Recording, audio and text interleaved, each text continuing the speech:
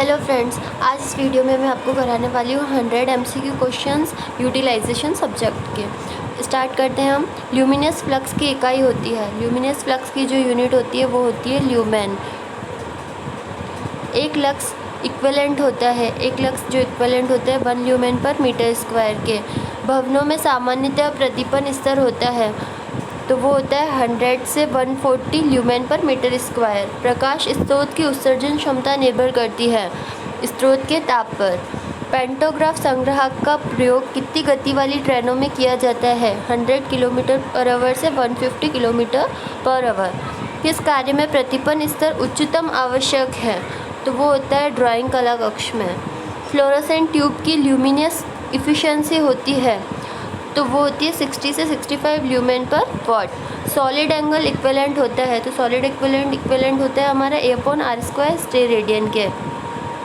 किसी सतह पर प्रतिपन E निर्भर करता है ल्यूमिनस तीव्रता पर और सतह से दूरी के वर्ग के विलोमानुपाती। तो इसका ऑप्शन हो जाएगा ऑप्शन नंबर सी।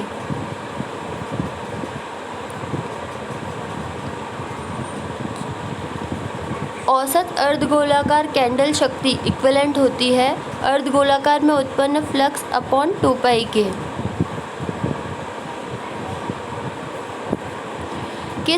किसी प्रकाश स्रोत की इफिशिएंसी होती है, वो होती है ल्यूमेन पर वॉट। किसी स्थान पर समान प्रतिपन हेतु स्पेस ऊंचाई का अनुपात उचित होना चाहिए। आयताकार तथा समतल क्षेत्रों के लिए वेस्ट लाइट फैक्टर का मान 1.6 लिया जा सकता है, तो ये स्टेटमेंट सत्य है। स्पेस ऊंचाई अनुपात होता है लैंपों के मध्य क्षैतिज दूरी अपॉन लैंपों के लगाने की ऊंचाई, तो ये भी स्टेटमेंट सही है।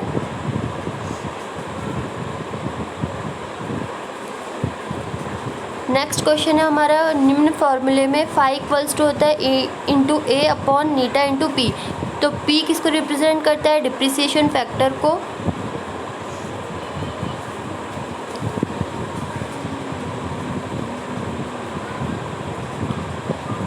फिलामेंट लैंप में प्रयोग किए जाने वाले फिलामेंट के गुण होते हैं निम्न प्रतिरोध, ताप गुणांक, निम्न विशिष्ट प्रतिरोध, पदार्थ को तन्य होना चाहिए, तो इसका आंसर हो जाएगा all of this. Visible light की तरंगदैर्घ्य वेवलेंथ होती है 4000 एंगस्ट्रॉम से 7000 एंगस्ट्रॉम। कैंडेला का मात्रक होता है, कैंडेला जो है मात्रक किसका होता है? ल्यूमिनस इंटेंसिटी का। तंतु लैंप में प्रयुक्त की जाने वाली गैस है आर्गन। टंगस्टन तंतु लैंप की आउटपुट निर्भर करती है तंतु के ताप पर, यानी इसका आंसर हो जाएगा ऑप्शन नंबर बी। फिलामेंट के टेम्परेचर पर 0 वॉट लैंप में शक्ति व्यय होती है, 0 वोल्ट का जो लैंप होता है उसमें शक्ति व्यय होती है हमारी 5 वॉट। टंगस्टन का गलनांक होता है, तो याद रखिएगा टंगस्टन का गलनांक होता है 3655 degree kelvin. Next question, carbon arc lamp का उपयोग किया जाता है फिल्म प्रोजेक्टर में। सोडियम वाष्प लैंप का आयनीकरण विभव होता है 5 वोल्ट। सोडियम वाष्प लैंप का स्विच ऑन करने पर पहले प्रकाश का रंग होता है गुलाबी। मरकरी वाष्प लैंप से प्राप्त प्रकाश का रंग होता है हरा नीला मिश्रित। 8 त्रिज्या वाले अर्धगोले के केंद्र पर बना सॉलिड एंगल का मान होता है 2π।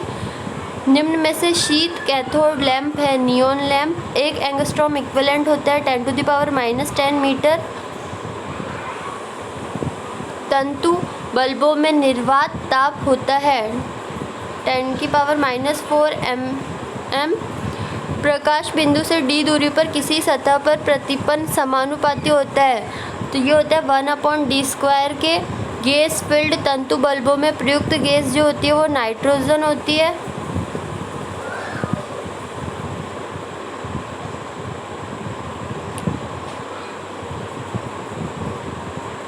नेक्स्ट क्वेश्चन है हमारा, फ्लोरोसेंट ट्यूब में प्रयुक्त चौक का कार्य क्या होता है? तो ये चौक का कार्य होता है धारा को सीमित करना। ट्यूबलाइट को डीसी पर प्रयुक्त करने के लिए आवश्यक अतिरिक्त युक्ति जो होती है वो प्रतिरोध होती है।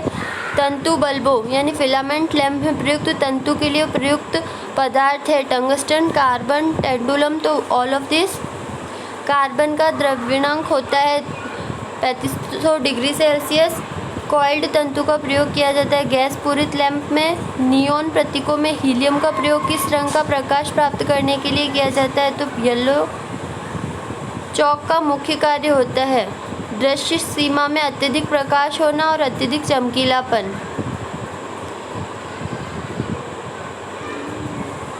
किस प्रकाश स्रोत से लगभग एक तरंगदैर्घ्य का प्रकाश मिलता है? तो इसका आंसर है सोडियम वाष्प लैंप।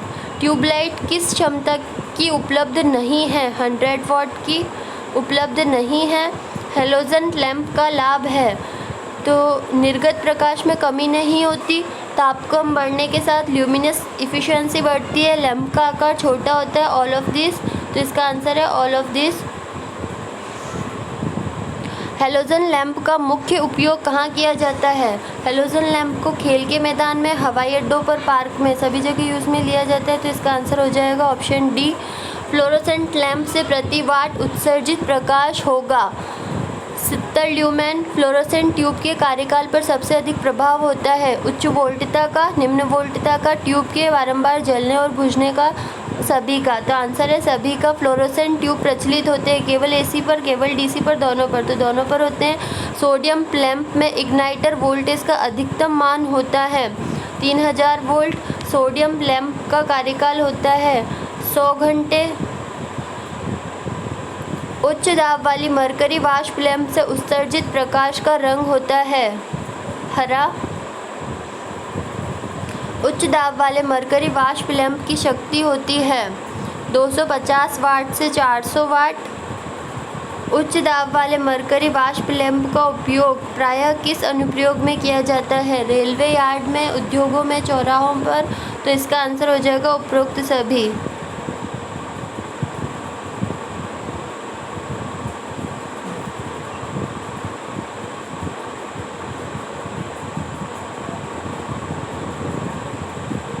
नेक्स्ट क्वेश्चन है हमारा जिंक सिलिकेट, इसके कारण जो रंग आता है वो आता है हरा। कैल्शियम टंगस्टेट के कारण नीला रंग, जिंक बेरिलियम सिलिकेट के कारण पीला सफ़ेद रंग और कैडमियम बोरेट के कारण गुलाबी रंग।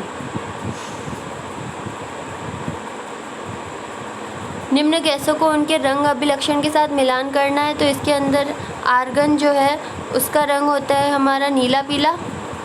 नियॉन का होता है लाल नारंगी। हीलियम का होता है पीला और नियॉन मरकरी गैस का मिश्रण होता है हरा। तो फिर से मैं रिपीट कर देती हूँ। आर्गन का होता है नीला पीला, आर्गन मतलब नीला पीला। नियॉन का रंग जो मिलेगा वो मिलेगा लाल नारंगी और हीलियम का मिलेगा पीला और नियॉन और मरकरी गैस का मिश्रण का मिलेगा हरा। फ्लोरोसेंट ट्यूब में स्ट्रोबोस्कोपिक प्रभाव को दूर करने की विधि है ग्लो स्टार्टर के साथ संधारित्र का प्रयोग करना। टंगस्टन तंतु लैंप की तुलना में फ्लोरोसेंट ट्यूब के प्रयोग में क्या लाभ नहीं है? अधिक प्रारंभिक मूल्य। किसी सतह का परावर्तन गुणक निम्नतम है नीले पर्दे का।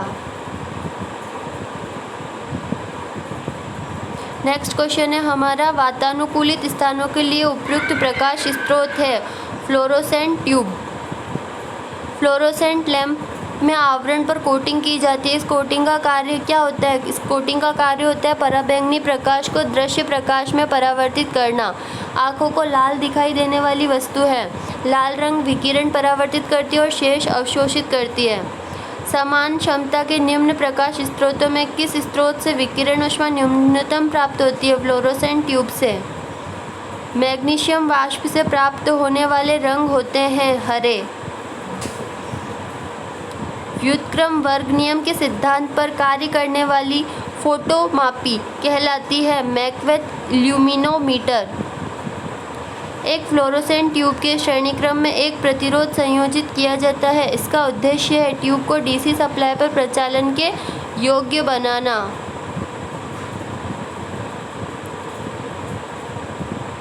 प्रकाश तरंगों की चाल होती है 3 × 10⁻10 सेंटीमीटर पर सेकेंड। उच्च शक्ति गुणक का प्रकाश स्रोत है जीएलएस लैंप। निम्न राशियों में से किसका मात्रक फ्लक्स है? तो इल्यूमिनेशन का जो यूनिट है वो क्या होती है, फ्लक्स की होती है। फ्लोरोसेंट ट्यूब में कौन सी क्रिया होती है, गैस डिस्चार्जिंग की। फ्लोरोसेंट लैंप के इलेक्ट्रोड्स को गर्म करने पर क्या होता है, इलेक्ट्रॉन का तापीय उत्सर्जन होता है। सामान्य फिलामेंट लैंप का जीवन काल जो होता है वो 1000 घंटे होता है। प्रतिपन के संबंध में सत्य है, यदि सोर्स से दूरी दुगनी हो जाए तो प्रतिपन 1/4 रह जाता है। निम्न में से किस कार्य के लिए सर्वाधिक प्रतिपन की आवश्यकता होती है, घड़ियों से संबंधित कार्यों के लिए। फ्लोरोसेंट लैंप तथा फिलामेंट लैंप की तुलना करने पर निम्न में से सत्य है। फ्लोरोसेंट लैंप का जीवन काल फिलामेंट लैंप की तुलना में 7 गुना होता है।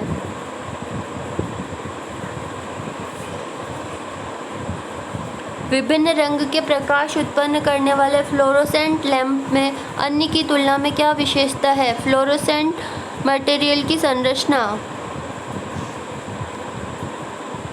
फ्लोरोसेंट लैंप के अंदर सफ़ेद कोटिंग का क्या उपयोग है। सफ़ेद कोटिंग का उपयोग यह है कि अल्ट्रावायलेट विकिरणों को दृश्य प्रकाश में परिवर्तित करती है। फ्लोरोसेंट ट्यूब के सर्किट में चौक कुंडली का क्या कार्य है, ऑपरेटिंग धारा को सीमित करना, स्टार्टिंग वोल्टेज को इम्पल्स उत्पन्न करना। निम्न में से कैपेसिटर सी का क्या फंक्शन है, चौक कुंडली के कारण उत्पन्न कलांतर का समायोजन करना। फ्लोरोसेंट लैंप के साथ परिपथ में चौक कुंडली शॉर्ट सर्किट होने का क्या प्रभाव होगा। धारा शॉर्ट सर्किट होने पर करंट अत्यधिक फ्लो करेगा और लैंप नष्ट हो जाएगा। आर्क वेल्डिंग के लिए आवश्यक डीसी वोल्टेज है 50 से 60 वोल्ट। आर्क वेल्डिंग से आर्क उत्पन्न होने के बाद आर्क को बनाए रखने के लिए आवश्यक वोल्टेज है 20 से 30 वोल्ट। आर्क वेल्डिंग में प्रयुक्त ट्रांसफार्मर जो होते हैं वो स्टेप डाउन ट्रांसफार्मर होते हैं। आर्क की कैरेक्टरिस्टिक्स में ऋणात्मक प्रतिरोधी होते हैं। आर्क उत्पन्न करने के लिए एसी करंट की और डीसी करंट दोनों की आवश्यकता होती है। आर्क वेल्डिंग में आर्क का तापक्रम लगभग 3500 डिग्री सेल्सियस होता है। आर्क का प्रतिरोध धारा बढ़ने पर घटता है। गैस वेल्डिंग के लिए प्रयुक्त गैसें जो होती है, याद रखना मोस्ट इम्पॉर्टेंट है, कई बार आया हुआ है, एसिटिलीन और ऑक्सीजन। ये दोनों गैसें गैस वेल्डिंग में यूज़ में ली जाती है। स्टील रेल की वेल्डिंग है तो उपयुक्त विधि है थर्मिट वेल्डिंग।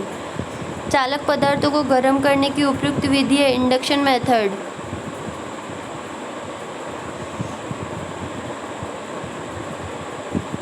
कुचालक एवं प्लास्टिक पदार्थों को गर्म करने की उपयुक्त विधि है परावैद्युत ऊष्मीय विधि। परावैद्युत तापन में परावैद्युत हानियाँ समानुपाती होती हैं फ्रीक्वेंसी के। परावैद्युत तापन में तापन समानुपाती है E² के। ऊष्मा स्थानांतरण की विधियाँ हैं चालन, संवहन, विकिरण। ये तीनों ही हैं तो आंसर हो जाएगा ऑप्शन डी। तापन की वह विधि जिसमें पदार्थ के तापन है तो पदार्थ में धारा प्रवाहित की जाती है, प्रत्यक्ष प्रतिरोध तापन। तो ये 100 क्वेश्चंस हमने कर लिए हैं यूटिलाइजेशन के।